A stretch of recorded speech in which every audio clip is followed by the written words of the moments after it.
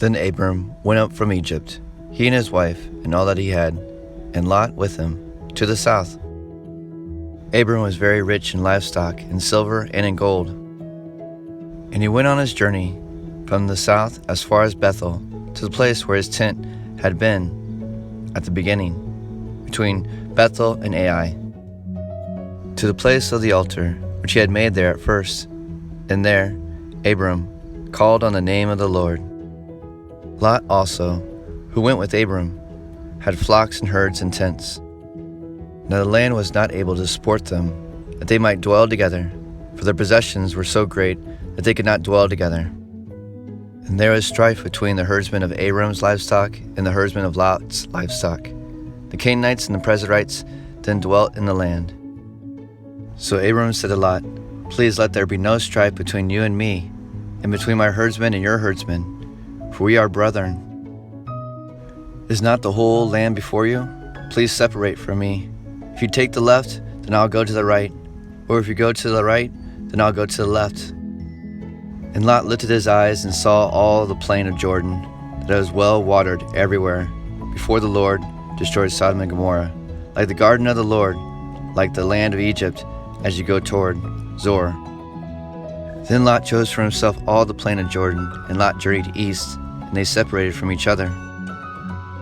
Abram dwelt in the land of Canaan, and Lot dwelt in the cities of the plain, and pitched his tent even as far as Sodom.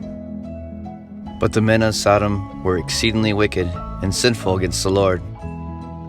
And the Lord said to Abram, after Lot had separated from him, "Lift your eyes now, and look from the place where you are, northward, southward, eastward, and westward. For all the land which you see, I give to you and your descendants forever. And I will make your descendants as the dust of the earth, so that if a man could number the dust of the earth, then your descendants also could be numbered. Arise, walk in the land through its length and its width, for I gave it to you." Then Abram moved his tent, and dwelt by the turbot trees of Mamre, which are in Hebron, and built an altar there to the Lord.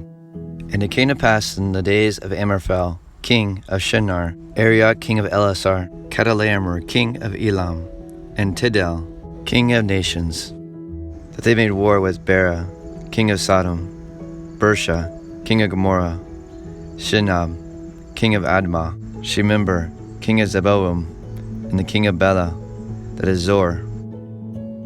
All these joined together in the valley of Siddim, that is, the Salt Sea. 12 years they served Chedorlaomer. In the 13th year they rebelled. In the 14th year, Chedorlaomer and the kings that were with him came and attacked the Rephaim, Nashareth, Kardim, Zuzim, and Ham, Em and Sheva Kiriathaim, and the Horites in their mountain of Shir, as far as El Paran, which is in the wilderness. Then they turned back and came to En Mishpat, that is Kadesh, and attacked all the country of the Amalekites, and also the Amorites, who dwelt in Azan Tamar. And the king of Sodom, the king of Gomorrah, the king of Admah, the king of Zeboim, and the king of Bela, that is Zor, went out and joined together in the valley of Siddim. Is Chedorlaomer, king of Elam, Tidal, king of nations, Amphrael, king of Shinar, and Arioch, king of Elasar, 4 kings against 5. Now the valley of Siddim was full of asphalt pits, and the kings of Sodom and Gomorrah fled. Some fell there, and the remainder fled to the mountains. Then they took all the goods of Sodom and Gomorrah, and all the provisions, and went their way. They also took Lot, Abram's brother's son, who dwelt in Sodom, and his goods, and departed.